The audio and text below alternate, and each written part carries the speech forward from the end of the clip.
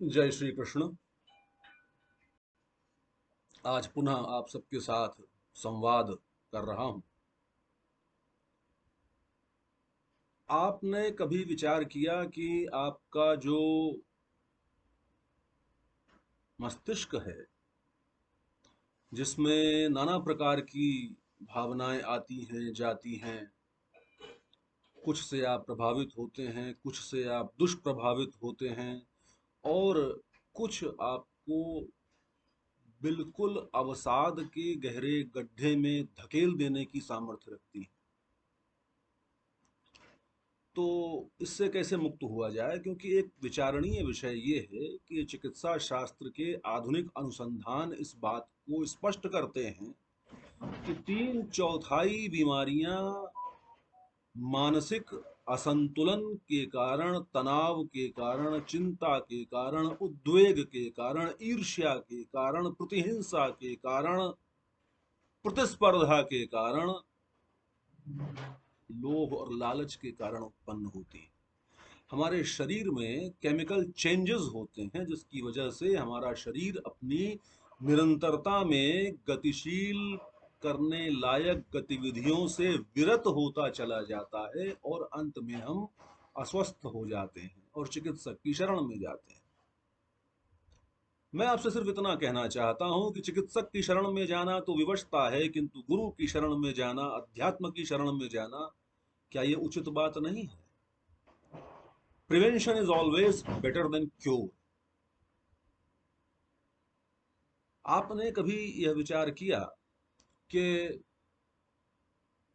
जब आप एक बढ़िया सा लैपटॉप खरीदते हैं, तो जिससे आप लैपटॉप लेते हैं, आप उससे कहते हैं कि भैया इसमें काम करना, हमें बहुत सारे ट्रांजैक्शंस करने हैं, तो आप इसमें एक बढ़िया लाइसेंस्ड कॉपी डाल दीजिए एंटीवायरस की। क्या ज़रूरत है एंटीवायरस की? इसलिए ज़रूरत है, बहुत से मालवेयर आते हैं, बहुत सी जंक फाइल आती हैं, जिनको वो रोकता है अंदर सिस्टम में आने से, और यदि वो आ जाएं तो उनको नष्ट कर देने की सामर्थ्य रखता है। उसी तरीके से हमारा मस्तिष्क एक बहुत बड़ा सुपर कंप्यूटर है, जिसमें नाना प्रकार की जंक फाइल निरंतरता में आती रहती हैं, तथा उन जंक फाइल्स को इरोड करने के लिए, ब्रेन के माइक्रो प्रोसेसर की क्लिनजिंग करने के लिए एक सुंदर से एंटीवायरस की आवश्यकता होती है। और वह एंटीवायरस क्या है? वह एंटीवायरस है सत्संग। इसको थोड़ा और स्पष्ट करते हैं तो आप अधिक समझ पाएंगे। आप एक बढ़िया सा, आप पैसे वाले हैं, सामर्थ्यवान हैं, आपके पास साधन है, आप जो चाहे कर सकते हैं, तो आपकी इच्छा हुई या आपकी पत्नी की इच्छा हुई, सौंदर्य का आत्मनिरीक्षण करने की वृत्ति संपूर्ण विश्व में एक जैसी ही होती है, कि बेल्जियम से एक बढ़िया ग्लास मंगाया जाए। बेल्जियम से ग्लास आ गया, बढ़िया फ्रेमिंग हुई, उसको एक उपयुक्त स्थान पर लगा दिया गया, और उसके बाद ये कहा गया कि भाई ऐसा है, यदि कोई इस ग्लास को छूने की भी गलती करेगा तो उसको दंड दिया जाएगा। नौकरों को क्या समस्या है, उनका तो एक काम बचा, उन्होंने ग्लास की ओर ध्यान देना भी बंद कर दिया। आपकी पत्नी बहुत रूपवान है, उसने 2 दिन उसमें अपना मुख चंद्र निहारा, आपने भी पीछे खड़े होकर के उसको निहारा, फिर वो निहारना चलता रहेगा, उस पर क्यों कंसंट्रेट किया जाए? We have to come to the point now. तो लगातार देखते देखते उस ग्लास के ऊपर, उस दर्पण के ऊपर धूली के कण जमने शुरू हुए, और कुछ दिनों के बाद इतनी गहरी परत हो गई कि आप समझो कि उसमें चेहरा तो छोड़ दो, उंगली का दर्शन करना भी मुश्किल हो गया। अब आप कहोगे ग्लास तो बेल्जियम का था, लेकिन दिखाई कुछ नहीं दे रहा है। तो सफाई करने की बड़ी आवश्यकता होती है जीवन में भी। चैतन्य महाप्रभु ने कहा है, चेतो दर्पण मार्जनम भव महादावाग्नि निर्वापणम श्रेय कैरव चंद्रिका वितरणम विद्यावधु जीवनम आनंदाबुदिवर्धनम प्रतिपदम पूर्णामृतास्वादनम सर्वात्म स्नपनम परम विजयते श्री कृष्ण संकीर्तनम। बोलो हरे कृष्ण कृष्ण कृष्ण हरे हरे, हरे राम राम राम हरे हरे, हरे कृष्ण कृष्ण कृष्ण हरे हरे, हरे राम राम राम हरे हरे। चेतो दर्पण मार्जनम भव महादावाग्नि निर्वापणम। संसार की जो आग लगी हुई है, उसकी जो भस्म उड़ रही है हवा में, उससे अपने चित्त को बचाना चाहते हो तो गुरु की शरण में जाना होगा, ईश्वर की शरण में जाना होगा, जो रगड़ करके घिस करके तुम्हारी उस आत्मा को साफ करने का काम करेगा। बहुत सी महिलाएं भी सुनती हैं मुझे, उनको ये समझना चाहिए कि घर में जो दूध का बर्तन होता है, सामान्य से भगोने होते हैं, चम्मच होते हैं, उनको सहज रूप से रगड़ करके साफ किया जा सकता है। लेकिन जो कढ़ाई होती है, जिसको आंच पे चढ़ा करके सब्जियां भूनी जाती हैं, जिसको बाद में लोग कहते हैं ब्रावो, क्या बढ़िया डिलीशियस डिश तैयार हुई है, उस कढ़ाई को साफ करने के लिए बहुत अधिक मांजना पड़ता है, तब जाकर के कढ़ाई साफ होती है। वैसे ही जब आप अपने साथ एक सत्संग का एंटी वायरस रखेंगे तो निश्चित जान लीजिए कि आपका चित्त कढ़ाई की तरह काला नहीं होगा, धीरे धीरे करके साफ होता चलेगा। लेकिन जब कलुष बढ़ जाएगा, कालिक बढ़ जाएगी, और मैं तो एक बात और कहता हूं, स्मारये त्वाम न शिक्षये। आप सब परम विद्वान हो, हमको कोई भ्रम नहीं है कि हमें सब कुछ आता है। हम तो नितांत अज्ञ हैं, अज्ञानी प्राणी हैं, जानते तो आप ही हो, आता सब आपको ही है। बड़ा बनने में बड़ी तकलीफ है, बड़ा नहीं बनना चाहिए। अब देखो, उड़द की दाल पीसी जाती है, उसके बाद उसमें नाना प्रकार के मसाले मिलाए जाते हैं, फिर कढ़ाई में तेल चढ़ाया जाता है, उसमें पकाया जाता है, पकने के बाद बड़ा बनता है। तो बड़ा बनने के लिए बहुत पकना पड़ता है, इसलिए उससे बचो। केवल इस बात पे कंसंट्रेट करो कि तुम्हारे साथ एक सत्संग का एंटीवायरस होना चाहिए। यदि वह वायरस एंटीवायरस नहीं होगा तो वायरस तुम्हारी संपूर्ण आत्मा को दबा लेगा और तुम नष्ट हो जाओगे। एक और बड़ी अद्भुत बात कही है, विद्या वधु जीवनम। पूरी व्याख्या में जाएंगे तो बहुत समय लग जाएगा, आपके पास भी समय तो है नहीं। मैं तो एक बात कहता हूँ, अपनी मुंबई की यात्राओं में मैं कहा करता था और सब सेठ लोग हंसा करते थे, हम कहा भाई यहाँ पर तो लोग बहुत ही कम वक्त हैं। बोले आप महाराज जी सही कह रहे हो, कम वक्त का मतलब कम वक्त, समय नहीं है, प्रवचन का समय निर्धारित है, इतने बजे प्रवचन समाप्त होना चाहिए, वरना महाराज जी अकेले प्रवचन करेंगे, दरी वाला रहेगा, माइक वाला रहेगा, बंद करने वाला रहेगा, चेला एक भी नहीं बचेगा। तो वक्त नहीं है, समय नहीं है।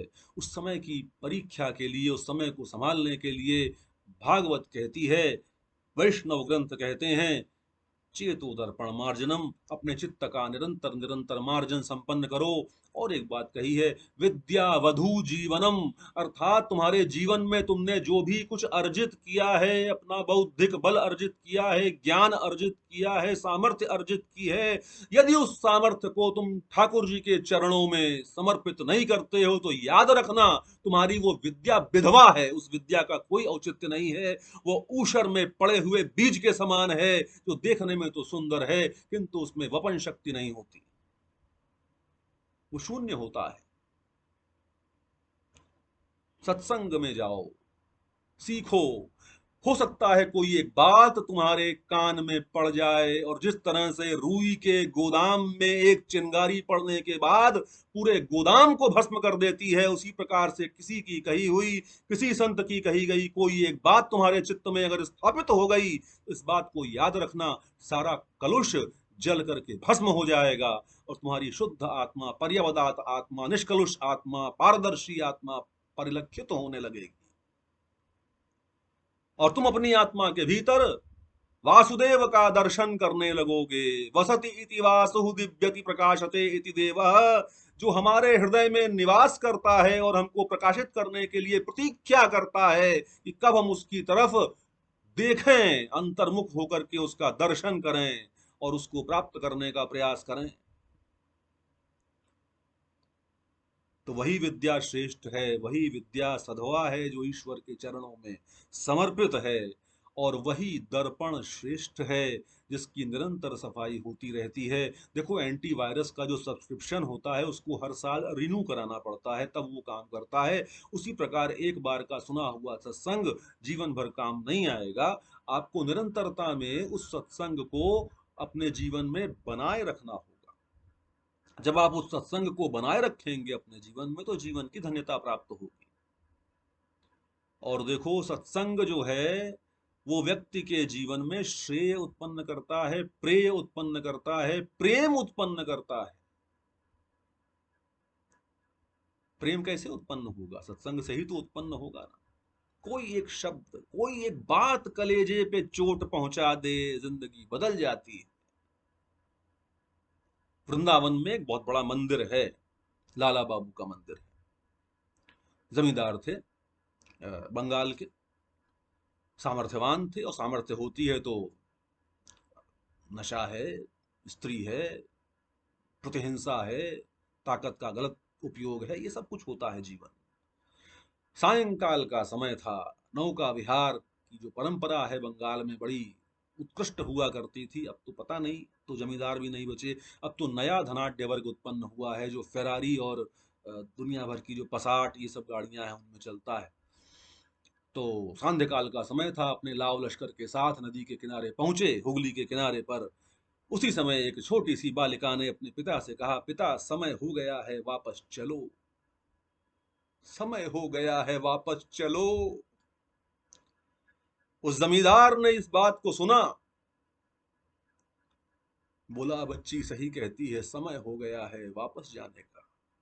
वहीं पर अपने समस्त वस्त्रों का परित्याग किया, और जिस नौका से नौका विहार करने के लिए वो जमींदार जाने वाला था, उसी नौका से उसने वृंदावन गमन किया, विराट मंदिर का निर्माण किया। और अंत में क्या कहा कि जब मैं मर जाऊं तो मेरी लाश को जमीन पर घसीटा जाए, जिस भूमि के ऊपर नाना प्रकार के कृष्ण प्रेमी संतों की धूलि है, उस धूलि का मेरे शरीर पर जब लेपन होगा तो मैं धन्य हो जाऊंगा और मुझे गोलोक धाम की प्राप्ति होगी। एक ही शब्द तो होता है, उस एक शब्द की चोट जिंदगी को धन्य कर देती है। आप भी अनुसंधान करो, मधुमक्खी के समान उस रस को प्राप्त करने के लिए you have to improvise yourself, fetch that kind of nectar in one's voice. आप कोशिश करिए उसको प्राप्त करने की। निस्संदेह आपके जीवन में धन्यता होगी, आनंद होगा, प्रेम होगा, सौमनस्य होगा, सामंजस्य होगा, सब कुछ होगा। सबसे बड़ी बात यह है कि ईश्वर के प्रति प्रेम और निष्ठा होगी। और एक चीज और बता दूं आपसे आज, लौकिक नशे में और पारमार्थिक नशे में एक अंतर होता है। शराब को पीने के बाद आदमी धुत हो जाता है, शांत हो जाता है, पीली, बहुत पीली, आवाज नहीं। ठाकुर का नाम यह है कि आलयम पिबत, प्रलय काल तक पीते रहना है, निरंतरता में पीते रहना है। और जितना अधिक पीना है उतनी ही तड़प बढ़ती चली जाती है कि कहाँ है मेरा प्रियतम, कहाँ है मेरा प्रिय। ये जो बढ़ती हुई तड़प है ना, यही भक्ति के विविध चरणों का संकेत प्रदान करती है। थोड़ा सा अनुभव करो अपनी जिंदगी में। भक्ति के आगे के सूत्रों के बारे में चर्चा करेंगे भविष्य में। सब कुछ अपने परिवार को ही दे दोगे, कुछ तो ईश्वर के लिए रखो, जिसने कि ये सब कुछ दिया है तुमको। आज रोना ये है कि हमको ईश्वर से सब कुछ चाहिए, वो बैठा है तड़फ रहा है कि कोई तो मुझे रास्ता दे दो जिससे कि मैं उसके हृदय में स्थापित हो सकूं। मैं बिना घर बार के डोल रहा हूं, लेकिन हम कहते हैं अपना सब कुछ हमको दे दो और तुम चूल्हे में चले जाओ, तुम्हारी कोई जरूरत नहीं है। हम सुबह घंटी हिला करके घर से बाहर निकलते हैं, नाना प्रकार के कर्म संपादित करके लौट करके आते हैं, तब फिर से घंटी हिला देते हैं, प्रसाद ग्रहण करा देते हैं, मंदिर ठाकुर जी का बंद रहता है। तो सोचो कितना। अब बहुत आधुनिक परिवारों की बात छोड़ दीजिए, हम तो थोड़ा पुराने आदमी हैं। कौन ऐसा पुत्र है जो अपने पिता के सामने सिगरेट पिएगा? तो नियम यह है कि पिता को कमरे में बंद करके आओ, जो मन में आवे करो, उसके बाद फिर आराम से जाकर के उनके सामने प्रणाम करेंगे, नमस्कार करेंगे, पूजन करेंगे और भविष्य की कामनाओं की पूर्ति के लिए पुनः प्रार्थना करेंगे। आप विचार करो कि क्या यह उचित है? श्री राधा रमणो विजयते। जय गौ।